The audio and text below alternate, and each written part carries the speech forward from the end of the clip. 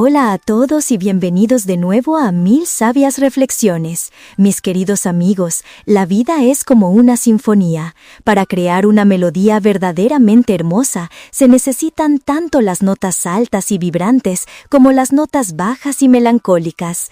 La vejez es muy parecida.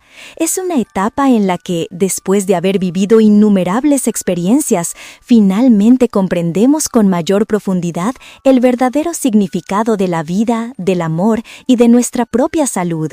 Sin embargo, el anhelo más profundo de la vejez, el de encontrar la paz y la felicidad, a menudo parece un sueño inalcanzable, mucho más difícil de conseguir que cualquier riqueza material. Pero, ¿y si les dijera que para vivir una vejez plena y serena, solo necesitan apoyarse en un único y firme pilar? ¿Cuál es ese pilar?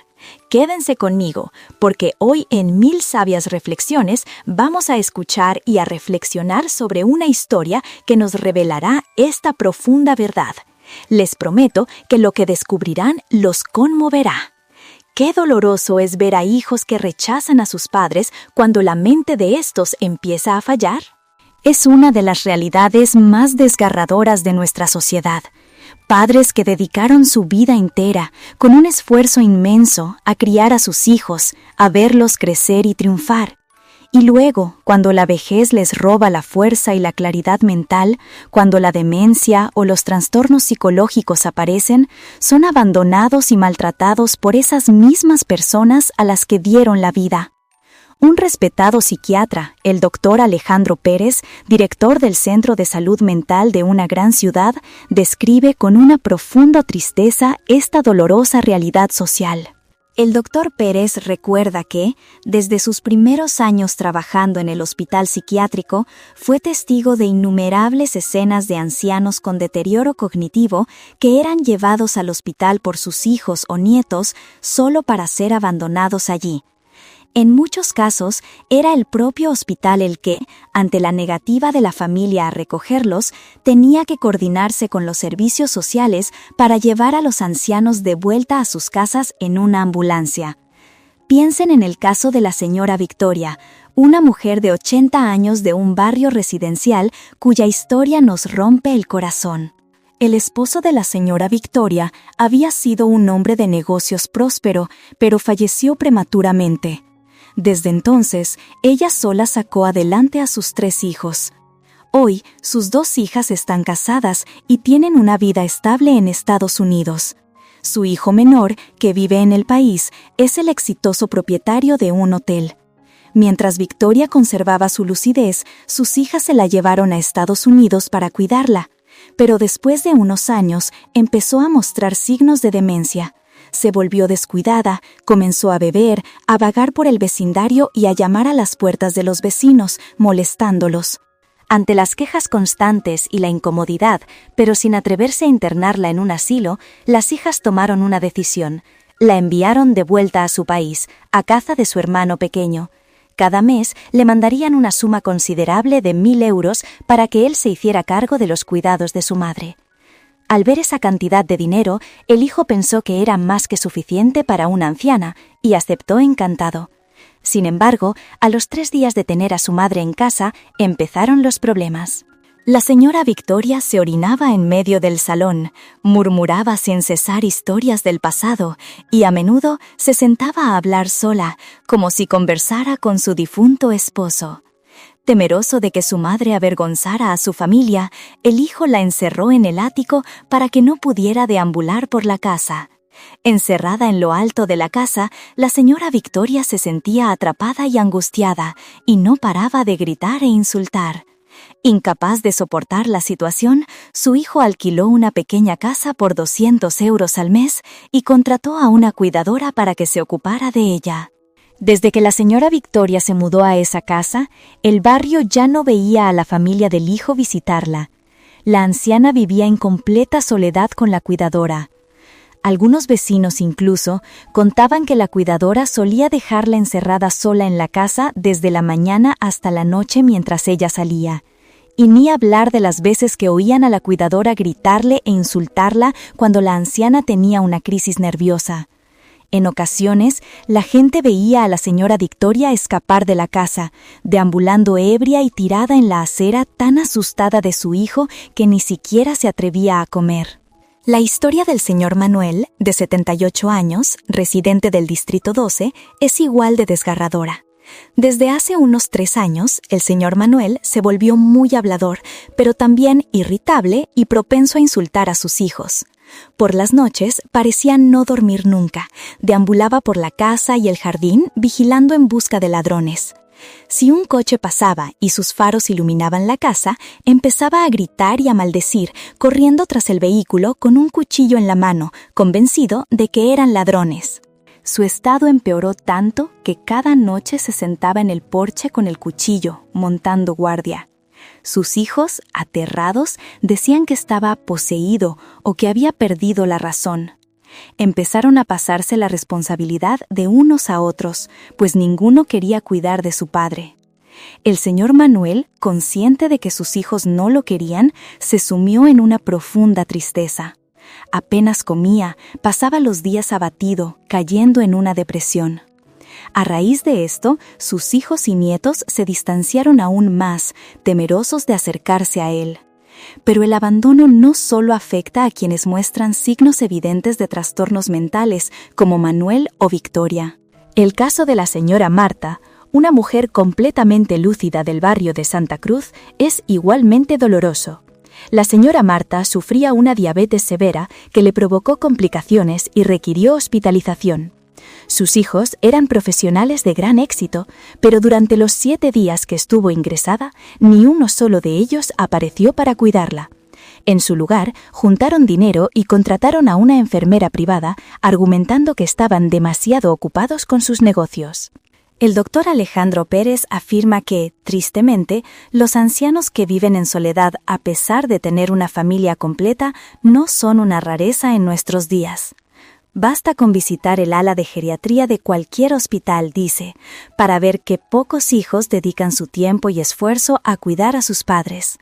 Aquellos que tienen dinero a menudo prefieren pagar a un extraño para que lo haga. Según el doctor Pérez, cuando se envejece, y especialmente cuando se padecen enfermedades que afectan a la mente, lo que una persona mayor más necesita es la atención, el cariño y el amor de sus hijos. Un médico puede estabilizar a un paciente, pero nunca podrá reemplazar el cuidado y el amor de un hijo hasta el final de sus días. Es bien sabido que con la edad las personas pueden volverse un poco cascarrabias, despistadas y sin querer causar molestias a quienes les rodean. Pero es responsabilidad de los hijos cuidar y amar a sus padres. Qué doloroso debe ser para aquellos que han dedicado su vida entera a sus hijos solo para ser apartados o rechazados cuando la vejez les quita las fuerzas. El amor de unos padres es infinito. Protegen, perdonan y se sacrifican sin medida, trabajando incansablemente para criar a sus hijos. E incluso cuando envejecen, su primera preocupación siguen siendo ellos. Pero, a pesar de todo, para tener una vejez tranquila y en paz, solo necesitan apoyarse en unas pocas cosas fundamentales. Lo primero, cuida de tu propia salud. Todos envejecemos, es la ley inmutable de la naturaleza que nadie puede cambiar. Envejecer significa que nuestra salud se debilita. Por eso, mientras aún tengas lucidez y fuerzas, dedica más tiempo y amor a tu familia. Porque al final del camino, la familia es lo único que verdaderamente te quedará. Todos soñamos con una familia unida y feliz, y con una vejez plena y sin carencias. Y la base de todo eso es la salud. Tener salud es tenerlo todo. Por ello, al llegar a la vejez, es crucial cuidar de uno mismo, alejar los pensamientos negativos y abrazar la alegría y el optimismo. Solo así se puede aspirar a una vejez dichosa. Con una buena salud, cualquier enfermedad se puede afrontar con más entereza. Es el tesoro más grande que poseemos. Por eso, desde la juventud, debemos cuidarnos para llegar a la vejez con un cuerpo fuerte y un espíritu sereno. Esa es la verdadera clave para vivir plenamente. Lo segundo, administra tu propio dinero. El dinero tiene que estar en tus manos, a tu nombre, para que seas seguro. En la vejez no hay que vivir con una austeridad extrema, pero sí con prudencia. Gasta en lo que merezca la pena y ahórralo en lo que no. No te arriesgues con inversiones dudosas y ten mucho cuidado para no caer en engaños. El dinero que has ganado es tuyo. No se lo entregues todo a tus hijos y nietos, ni deposites toda tu confianza financiera en otros. El dinero, en la vejez, es un pilar importante. Determina en gran medida si nuestra vida será tranquila y segura. Aunque el dinero no lo es todo, es nuestro escudo cuando la enfermedad o la debilidad nos visitan. Por eso, es fundamental gestionar nuestros ahorros con sensatez y gastarlos de forma inteligente. Nuestros ahorros son el fruto del sudor y el esfuerzo de toda una vida de trabajo. Al llegar la jubilación, merecemos disfrutar de una vida cómoda con ese dinero que tanto nos costó guardar. No es prudente dárselo todo a los hijos. Si lo hacemos, corremos el riesgo de que, cuando ya no podamos valernos por nosotros mismos, nos convirtamos en una carga para ellos. Permítanme compartir mi propia historia. Me llamo Carmen, tengo 68 años, y la vida me ha bendecido con nietos tanto por parte de mi hijo como de mi hija. Hoy quiero abrirles mi corazón y contarles mi experiencia. Antiguamente yo era funcionaria, pero como el sueldo apenas alcanzaba, decidí dejarlo y montar un pequeño negocio para sacar adelante a mis hijos. Mi marido y yo ahorramos durante años y, con mucho esfuerzo, logramos comprar una casa espaciosa y darles a nuestros hijos una buena educación. Cada año, el ayuntamiento nos entregaba un reconocimiento como familia ejemplar de la localidad. Desde que mis hijos formaron sus propias familias, nunca tuve la intención de vivir con ellos. Aunque soy de una generación anterior, mis ideas siempre han sido bastante modernas y progresistas. En gran parte quería evitar los típicos roces entre suegra y nuera que tanto pueden enrarecer el ambiente familiar. Así que, cuando nacían mis nietos, iba a su casa, los cuidaba unos meses y luego volvía a la mía. Esa independencia era maravillosa. Mi marido y yo nos cuidábamos mutuamente y de vez en cuando nos escapábamos de viaje para disfrutar de la vida. Hace 2 años mi marido falleció. Tras su muerte, mis hijos me insistieron para que me mudara con ellos. Tenían miedo de que la soledad me consumiera, que cayera en la tristeza o que enfermara sin nadie que me cuidara. Yo dudaba, no terminaba de decidirme, hasta que mi hijo tuvo serios problemas con su negocio y contrajo una deuda enorme. El dinero se convirtió en una fuente constante de discusiones en su matrimonio. Justo en ese momento, mi barrio estaba en plena remodelación urbanística. Mi casa, que antes estaba en un callejón, pasó a estar en una avenida principal y su valor se disparó.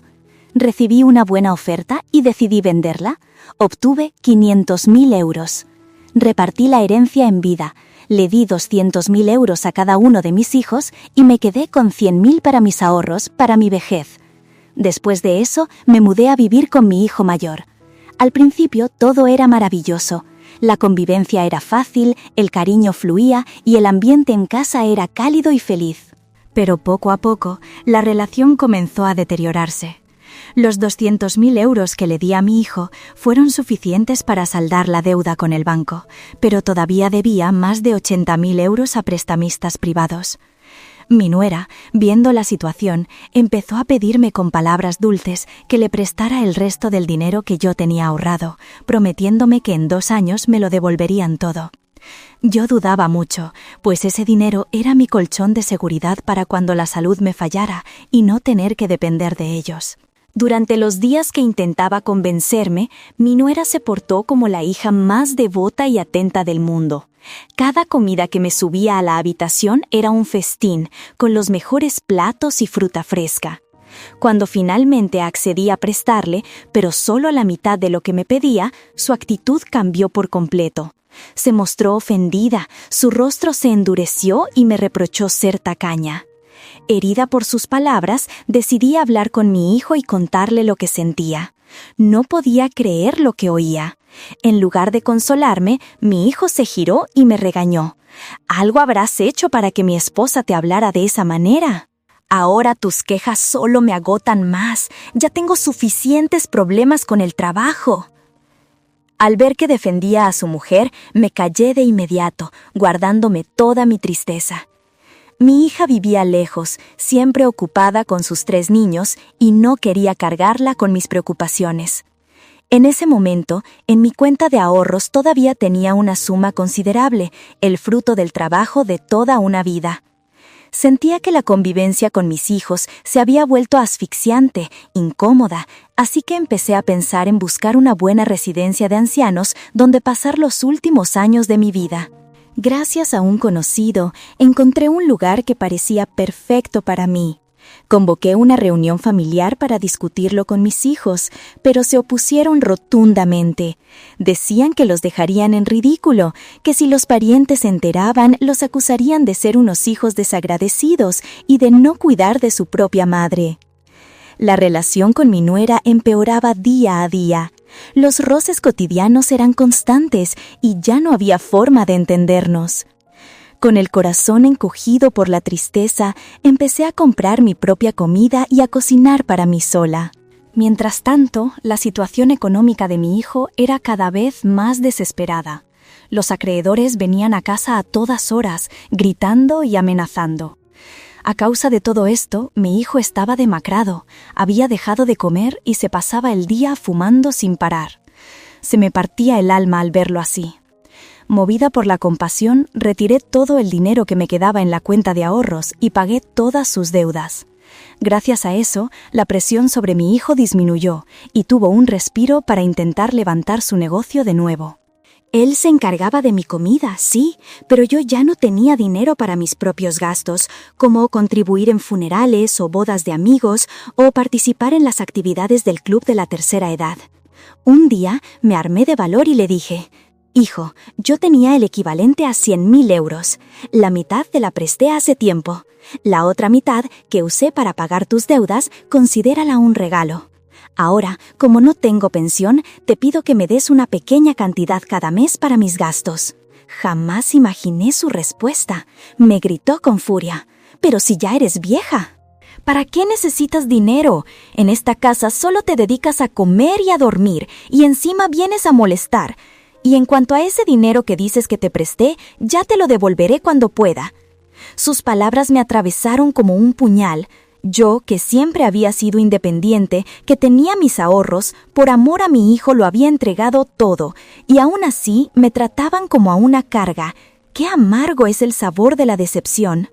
Tercer consejo: ten muchos amigos. Papá, espera que pasen las Navidades y te llevaré a la ciudad a vivir con nosotros, ¿de acuerdo? Don Benvenito escuchó a su hija y su rostro se ensombreció. Tenía un nudo en la garganta, tantas cosas que quería decirle, pero las palabras no le salían. Tras un largo silencio, por fin logró responder: «Hija, yo he vivido en este pueblo desde que nací. ¿Cómo voy a arrancarme de raíz y marcharme así como así? Además, durante estos últimos 10 años he tenido a mi amigo Hugo. Él está tan solo como yo, sin esposa ni hijos cerca. Somos 2 viejos amigos que se han apoyado mutuamente todo este tiempo. Si me voy ahora y lo dejo aquí solo, mi conciencia no me dejaría en paz». Ana, la hija de don Benito, sintió una punzada de irritación al oír aquello. Le reprochó a su padre que se preocupara más por un extraño que por su propia hija. «Si te pones enfermo, ¿crees que el señor Hugo podrá cuidarte? Los de fuera nunca te cuidarán como tu propia familia». Don Benito solo pudo negar con la cabeza y dejar escapar un profundo suspiro. Un silencio denso pareció tragarse el tiempo. El suave murmullo del agua corriendo en el patio de la casa de don Benito resonaba con fuerza en el atardecer, creando una melodía melancólica que acentuaba la tristeza en los corazones de padre e hija. Y de repente, sin saber cómo, la llamada terminó con el sonido seco del pi, pi, pi. La pantalla del teléfono se apagó. Afuera, el cielo teñido de rosa del atardecer dejaba pasar los últimos rayos de sol, que se colaban entre las hojas de los árboles del jardín y se posaban en la ventana de madera, trayendo una extraña calma al alma atormentada de don Benito. Se levantó y encendió la luz del pequeño altar familiar en el centro de la sala. La bombilla apenas iluminaba un rincón, pero la casa era tan pequeña que a él le parecía más que suficiente. A veces, algún vecino que pasaba por allí le decía: «¡Qué poca luz, Benito! Dile a tus hijos que no te dejen escatimar así. Ahora que tienen buenos trabajos, pueden cuidarte bien». Pero él se limitaba a sonreír con amargura, sin decir nada más. No quería hablar mucho, no fuera que la gente pensara que estaba presumiendo, y eso no le gustaba. Pero su silencio tampoco significaba que estuviera culpando a sus hijos. Simplemente se había acostumbrado a ser austero. Eran décadas de vivir así. Sabía que ya era viejo. ¿Para qué cambiar ahora las cosas que no eran necesarias? Sentía que su vida, tal como era, estaba completa, que no le faltaba de nada. Tenía un trozo de tierra y un techo, el sueño de muchos. Tenía hijos que, a su manera, lo querían y se preocupaban por él. Y ahora, en el ocaso de su vida, tenía un amigo del alma, alguien con quien jugar al ajedrez, pasear o simplemente sentarse en el porche al atardecer y charlar de las cosas del día a día. Para él, esa paz era un tesoro de incalculable valor. Pero al pensar en su amigo, otro suspiro escapó de sus labios. Ya había perdido la cuenta de cuántos suspiros había lanzado ese día. Cada uno de ellos le llenaba de tristeza. Es una desgracia llegar a viejo con el corazón lleno de inquietudes, pensaba. Pero no sabía cómo explicarle a sus hijos lo que sentía, cómo hacerles comprender la profundidad de su alma. Ya tenía una edad, y la idea de estar lejos de su hogar, de sus raíces, le resultaba insoportable. Cuando era más joven y sus hijos encontraron buenos trabajos lejos de casa, se sintió muy feliz por ellos. Aunque la distancia era grande, pensaba que podrían volver de visita cada pocos meses. Eran adultos, con sus propias vidas, y un buen trabajo les aseguraría un futuro sin penurias, lo que a él le quitaba un peso de encima. Pero ahora, muchas noches se despertaba de repente con una extraña inquietud en el pecho. Sabía que era el anhelo profundo de estar cerca de sus hijos, de sus nietos. A veces, mientras comía, dejaba los cubiertos sobre la mesa, su mirada perdida en el asiento vacío de enfrente, y luego se desviaba hacia un punto lejano, indefinido, sus ojos llenos de una melancolía infinita. O aquella vez, volviendo del huerto, cuando vio a su vecino, el señor Tomás, intentando calmar a sus nietos que lloraban peleándose por un caramelo. Sintió una punzada en el corazón. Escuchó a Tomás quejarse. Cuidar de estos niños es agotador, un verdadero suplicio. Pero él, Manuel, daría cualquier cosa por sentir esa bendita fatiga, por tener a sus nietos revoloteando a su alrededor, jugando, llorando, pidiéndole cosas. Pero la sola idea de dejar a Arturo solo en el pueblo le rompía el alma. En esta vida, los lazos del corazón no siempre son de sangre. Uno llega a cogerle cariño a una simple taza de cerámica usada durante décadas, a su almohada, a su manta. ¿Cómo no iba a sentirlo por Arturo, su amigo de toda una vida? Para Manuel, su deuda con Arturo era inmensa. Incluso esta vieja vida se la debía a Arturo. Aquel año, su salud no era buena, pero no se atrevía a llamar a sus hijos. Acaban de encontrar trabajo estable, pensaba, ¿y voy a llamarlos para que vuelvan a cuidarme? ¿Para convertirme en una carga para ellos? Así que se prometió a sí mismo, no pasa nada.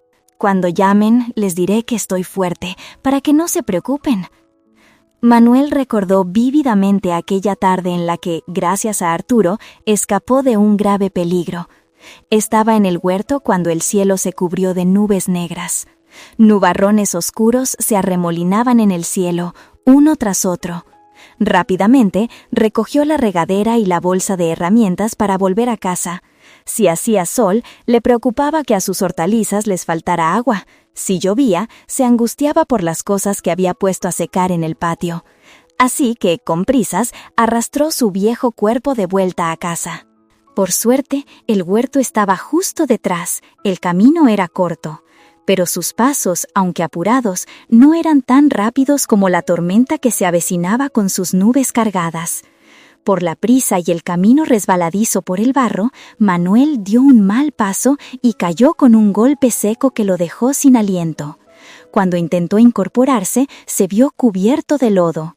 Se quedó allí sentado, aturdido, durante 5 largos minutos, tratando de calmar el pánico.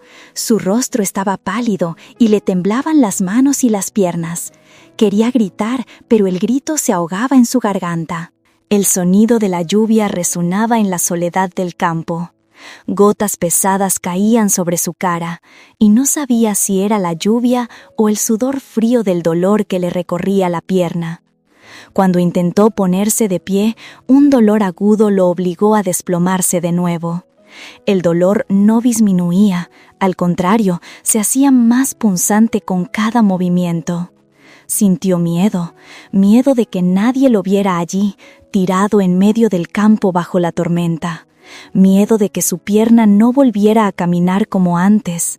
Miedo de que Arturo viniera a buscarlo para jugar a las cartas y no lo encontrara. Miedo de que sus hijos llamaran por teléfono y nadie respondiera. En ese instante sintió una impotencia que nunca antes había conocido. Quizás tendrían que esperar hasta el día siguiente para encontrarlo. Se culpaba a sí mismo. ¿Cómo puedes ser tan descuidado si sabes que ya no eres joven? ¿Por qué no te cuidas mejor? Caerte en un camino que has recorrido miles de veces hasta desgastarlo. ¡Qué tontería! De repente, a lo lejos, creyó oír una voz que lo llamaba. El grito se hizo más cercano y vio la figura de Arturo corriendo hacia él, con el rostro desencajado por la preocupación, su sombrero de paja echado hacia atrás por el viento. Y sí, fue una suerte inmensa. Aquel amigo no solo lo rescató de la tormenta, sino que también protegió la llama de su esperanza para que nunca se apagara. Y así fueron las cosas. ¿Cómo podría olvidar esa lealtad, ese cariño de vecinos? ¿Cómo podría abandonarlos sin más? Así que, si mi hija se enfada por esto, lo aceptaré, se decía a sí mismo. Pero en el fondo de mi corazón sé que hay cosas que ella todavía no puede entender del todo. Ya se lo contaré cuando vuelva, para que comprenda mis razones. Porque, ¿cómo explicar con palabras lo que significa tener a alguien que te ayuda cuando las cosas se ponen feas, que te apoya en los momentos más duros? Queridos amigos, en la vejez es fundamental tener muchos amigos, de diferentes orígenes, con personalidades y colores distintos. 1 o 2 buenos amigos no son suficientes. Es necesario tener todo un grupo que enriquezca nuestros últimos años, que haga nuestra vida más diversa, fascinante y llena de sabores y matices. Las personas soportamos, superamos y disipamos nuestro propio dolor dependiendo únicamente de nosotros mismos. El tiempo es el mejor de los médicos, pero lo más importante es cómo eliges vivir mientras atraviesas esa tristeza. ¿Por qué en la vejez se tiende a recordar tanto el pasado? Porque al llegar al final del camino, la gloria de una carrera profesional se ha convertido en una nube de humo lejana. Ya estamos en la última estación del tren. Y para la parte final del programa de hoy, les invitamos a escuchar la historia titulada La cama de mamá. La madre sufría de un terrible dolor de espalda.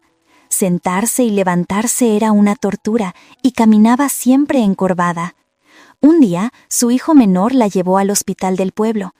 El médico la examinó de 1000 maneras y finalmente la llevó a hacerse una radiografía. Tras observar la placa a contraluz, llegó a una conclusión: espolones óseos en la 4ª y 5ª vértebra. Nos recetó un arsenal de medicamentos para llevar a casa, pero había un problema desgarrador. En cuanto se acababan las pastillas, el dolor volvía con la misma furia. Alguien nos sugirió probar la medicina natural, las hierbas de toda la vida. Mi hermano menor, desesperado por encontrar un alivio para ella, la llevó a ver a un viejo curandero del pueblo. El hombre tomó la mano de mi madre, le tomó el pulso con un aire solemne y misterioso, le midió la tensión y nos vendió un tratamiento para un mes entero. Nos dio instrucciones precisas. Hervir las hierbas en una olla de barro, de 3 tazas de agua debía quedar menos de 1. Cuando se acabara, debíamos volver. Y la verdad sea dicha, después de varios meses con aquel tratamiento, mi madre comía mejor, dormía más profundamente, su piel recuperó un tono rosado y saludable. Parecía más fuerte, sí, pero el dolor de espalda, ese ladrón silencioso, seguía ahí, inmutable. Entonces, otra voz nos habló de un tal Don Manuel, en el pueblo de al lado, que combinaba la acupuntura con sus propias pócimas. Aseguraban que en unos meses estaría como nueva. La casa de Don Manuel no tenía ningún letrero. Era un lugar humilde, donde se mezclaban los aromas de la medicina tradicional y la alternativa, con grandes frascos de cristal llenos de hierbas y extraños brebajes. Tras un examen superficial, nos vendió más hierbas y nos dijo que, además, mi madre debía venir cada día para su sesión de acupuntura. Y así, durante meses, cada día la llevábamos con la esperanza renovada. Cada vez que volvía de una sesión, mi madre sentía la espalda un poco más ligera, y las hierbas parecían darle algo de vigor, pero lo fundamental, el dolor crónico que la atormentaba, no desaparecía. Un vecino nuestro, un hombre leído y con estudios, nos dio su opinión con una lógica aplastante. Los espolones son un problema de los huesos. La medicación, sea cual sea, solo alivia el dolor temporalmente. No puede eliminar la causa. Para un tratamiento de raíz, nos dijo, había que ir a un gran hospital en la ciudad, para una cirugía o un tratamiento con láser. Mis hermanos y yo, llenos de angustia, nos reunimos.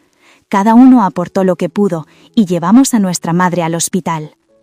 Allí, el cirujano fue claro. La operación era una posibilidad. Con suerte, podría solucionar el problema de forma definitiva. Pero también existían riesgos, y no eran pocos. La herida podría tardar en sanar, había un alto peligro de infección y los espolones podían volver a crecer.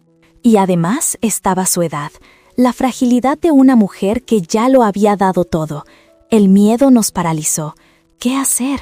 ¿Arriesgarnos a un mal mayor? Al final, con el corazón encogido, tomamos la dolorosa decisión de llevarla de vuelta a casa, resignados a que tendría que aprender a vivir con su dolor. Cuando mi padre falleció, mi madre apenas tenía 30 años. Era joven, hermosa, llena de vida. No faltaron hombres viudos que, con buenas intenciones, se acercaron a casa para ofrecerle su ayuda, para compartir la carga. Pero ella se mantuvo firme, decidida a quedarse sola para criar a sus pequeños. Cada mañana, mucho antes de que el sol saliera y mientras nosotros aún dormíamos, ella ya estaba en pie. Cargaba sus pesadas cestas y caminaba hasta el cruce de caminos a la entrada del pueblo, esperando a los agricultores. A quien trajera fruta, se la compraba para luego cargarla de nuevo sobre sus hombros y llevarla al mercado para venderla al por menor. Con el tiempo, empezó a ir directamente a las fincas, comprando cosechas enteras de mangos, yacas, chirimoyas, calabazas, todo lo que pudiera vender. Llegaba a casa, clasificaba la mercancía y volvía a cargar las cestas para ir al mercado o para repartir a sus clientes. En los días buenos, cuando la venta había sido generosa, siempre volvía con algo para nosotros, una bolsa de caramelos, un pastelito. Por eso, cada tarde nos sentábamos en la entrada del camino, esperándola. Apenas distinguíamos su silueta a lo lejos, encorvada por el peso. Corríamos a su encuentro, peleándonos por ser el primero en abrazarla. Durante incontables años, su vida estuvo atada a esas pesadas cargas. El peso constante sobre sus hombros, que parecían tan frágiles, desarrolló una fuerza increíble, una resistencia forjada en el amor y el sacrificio. No recuerdo cuántas cestas se rompieron bajo el peso de la fruta, pero sí recuerdo perfectamente la curva que, poco a poco, se fue dibujando en su espalda. Y así, mientras nosotros crecíamos y nos hacíamos más fuertes, su espalda se encorvaba más y más. Nuestra situación familiar mejoró notablemente y la prueba más grande fue nuestra casa. Antes vivíamos en una humilde choza de adobe y paja en medio del campo. Era acogedora, cálida en invierno y fresca en verano. Pero el tiempo no perdona. El techo de paja se pudrió y cada vez que llovía el agua se filtraba, convirtiendo el suelo de tierra en un barrizal. Después de varios años viviendo así, mi madre, aunque no tenía dinero suficiente, decidió construir una casa de verdad. Una casa con paredes de ladrillo sin revocar, un techo de hojalata y un suelo de cemento pulido, sin marcos en las ventanas.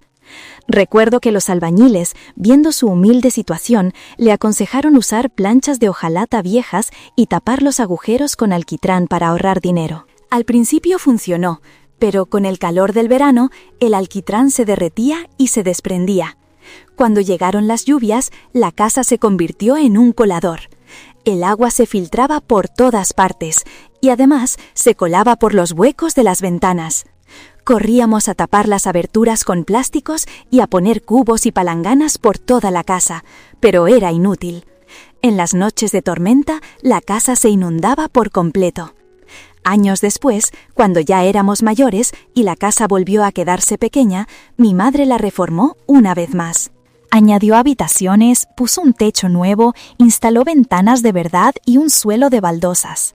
La casa, aunque llena de remiendos, era por fin un hogar acogedor y seguro, donde la lluvia no entraba y se podía dormir en paz. Pero la ironía de la vida es cruel. Justo cuando todo parecía estar en calma, cuando por fin podía permitirse un respiro, su cuerpo dijo basta. Fue entonces cuando comenzó el calvario de su espalda. Además de la dificultad para caminar, por las noches el dolor no le daba tregua. Tuvo que empezar a dormir con la cabeza cada vez más alta. Al principio le bastaba con doblar su almohada. Luego necesitó 2. Al final, el dolor era tan insoportable que dormía prácticamente sentada, acurrucada de lado en una postura que partía el alma. Toda una vida de sufrimiento, entregando la fuerza de su juventud por nosotros, sin guardarse absolutamente nada para sí misma. Y ahora, al verla enferma, nos sentíamos tan impotentes. La veíamos acostada en aquella cama vieja y desvencijada, y uno de nosotros se atrevió a susurrar: «Mamá, ¿y si te compramos una cama nueva?» La madre se negó rotundamente. «Llevo años durmiendo en esta cama, ya estoy acostumbrada. Mi única alegría es veros a vosotros, a vuestros hijos, con un plato en la mesa y una buena educación». Los hijos se miraron en silencio. El hermano mayor y la hermana ya estaban casados. La vida en el campo no era de lujos, pero con su juventud y esfuerzo nunca les faltó lo esencial. En secreto, los hermanos juntaron sus ahorros y fueron al pueblo a comprarle a su madre la cama más grande y cómoda que encontraron, con sábanas nuevas y un colchón que parecía una nube para que pudiera descansar mejor. Cuando llegaron con la cama, la reacción inicial de la madre fue de sorpresa y enfado, reprochándoles el derroche y exigiéndoles que la devolvieran. Pero pronto, esa ira se transformó en una alegría infantil. Se sentaba en la cama, daba saltitos, se tumbaba con los brazos abiertos y rodaba de un lado a otro, con una expresión de pura felicidad en el rostro. A menudo presumía con los vecinos e incluso llevaba a sus amigas a su habitación para mostrarles la prueba. «Mirad, la cama que me han comprado los niños». «Les dije que no, pero qué cabezotas son, me sacan de quicio», decía con un falso enfado que no engañaba a nadie. Sus amigas, mujeres humildes del campo, se quedaban maravilladas ante aquella cama tan bonita y grande. Ver a su madre tan feliz aliviaba cualquier preocupación en el corazón de sus hijos. Pero, inexplicablemente, después de unos días durmiendo en ella, la madre dejó de hacerlo. Empezó a dormir en el suelo, en una estera, justo al lado de la imponente cama nueva. Al principio, su hijo menor pensó que era por el calor del mediodía, pero por la noche ella seguía allí. Cada vez que él entraba en la habitación, ella se subía deprisa a la cama, como si la hubieran pillado haciendo algo malo. El hijo, extrañado, le preguntó: «Mamá, ¿por qué duermes en el suelo?» Ella desvió la mirada y respondió con evasivas: «Es que así estoy más fresca». El hijo insistió: «Pero por la noche refresca, ¿por qué no subes a la cama?» Sin saber qué más decir, la madre confesó con sinceridad: «No me gusta dormir en esa cama, compradme un catre de lona de esos baratos, de 20 o 30 euros». Prefiero 1000 veces dormir en un catre. El hijo menor les contó la extraña petición a sus hermanos. Volvieron a casa e intentaron convencerla con todo tipo de argumentos, pero fue inútil. Pidieron ayuda a amigos y vecinos para que hablaran con ella, pero la madre se mantuvo firme en su decisión. Un catre es un catre. Entonces recordaron a alguien a quien su madre respetaba profundamente y que quizás podría convencerla. Don Manuel, un anciano del pueblo. Años atrás, cuando la familia pasaba por grandes apuros, él les había ayudado. La madre necesitaba arar su pequeño campo para sembrar, pero no tenía dinero para pagar el trabajo. Fue a casa de don Manuel y le pidió que le fiara el arado hasta la cosecha. Sin embargo, la cosecha fue mala y los precios cayeron, perdiendo dinero en lugar de ganarlo. Tuvo que pedirle que le perdonara la deuda. Don Manuel, viendo la difícil situación de una viuda con hijos pequeños, no solo le perdonó la deuda, sino que le dio algo de dinero. Desde entonces, la situación de la familia mejoró. Cada Navidad o en las fiestas importantes, la madre enviaba a sus hijos a casa de don Manuel con un regalo, un buen queso, fruta, una botella de vino. Aunque el valor de los regalos superaba con creces la antigua deuda, para ella siempre sería una deuda de gratitud que sus hijos jamás debían olvidar. El hermano mayor fue a buscar a don Manuel para que hablara con su madre, pero ni siquiera sus palabras surtieron efecto. Tan pronto como se fue, la madre volvió a acostarse en el suelo. Desesperado, el hijo menor exclamó con rabia: «Mamá, te estás haciendo vieja y caprichosa, ya no razonas». La madre guardó silencio. Su enfermedad empeoró rápidamente, hasta el punto de no poder moverse de la cama. De estar tanto tiempo acostada, su espalda comenzó a mostrar dolorosas llagas. La inactividad, el dolor y el insomnio de la vejez la consumieron. Su energía se desvaneció, comía muy poco y apenas tenía fuerzas para hablar. Sus hijos la llevaron al hospital y se turnaban para cuidarla. Verla en esa cama, con los ojos entrecerrados y conectada a sueros, les partía el alma. Pensaban con dolor: «Ojalá pudiéramos darte un poco de nuestra juventud, mamá, para que vivieras unos años más con nosotros». Una mañana ocurrió algo inesperado. La madre se despertó con una energía renovada. Podía caminar, hablar con claridad y coherencia. Pidió que la ayudaran a acercarse a la ventana del hospital. Contempló los árboles, las calles, el ir y venir de la gente, como una persona sana que admira un hermoso paisaje. Después pidió que llamaran a todos sus hijos y nietos y, uno por uno, les dio sus últimas instrucciones. En nuestro pueblo tenemos la costumbre de que, cuando alguien muere, se queman sus objetos personales con él. Si yo me voy, por favor, quemad mi viejo catre de lona. No queméis la cama grande, sería un desperdicio. Apenas he dormido en ella, no ha llegado a impregnarse de mí, así que no se puede decir que sea mi cama. Dejádsela al hijo menor para cuando se case y traiga a su esposa a casa. ¿Me lo prometéis?». Al día siguiente, la madre se fue en paz. Durante el entierro, sus hijos lloraron hasta no tener más lágrimas. Por las noches, al acostarse en aquella cama tan grande y cómoda, el hijo menor no podía evitar recordarla y las lágrimas de arrepentimiento volvían a brotar. «Hasta en tu último aliento, mamá, solo pensabas en nosotros. ¡Ay, mamá!». Gracias por habernos acompañado en esta profunda reflexión. Si esta historia ha tocado tu corazón, te invitamos a que le des un me gusta, te suscribas a nuestro canal 1000 Sabias Reflexiones y compartas este video con aquellos a quienes creas que puede inspirar. Nos encantaría leer tus pensamientos en los comentarios. ¿Qué lección te ha dejado esta historia? Nos despedimos por ahora, pero esperamos verte de nuevo en nuestro próximo video. ¡Hasta pronto!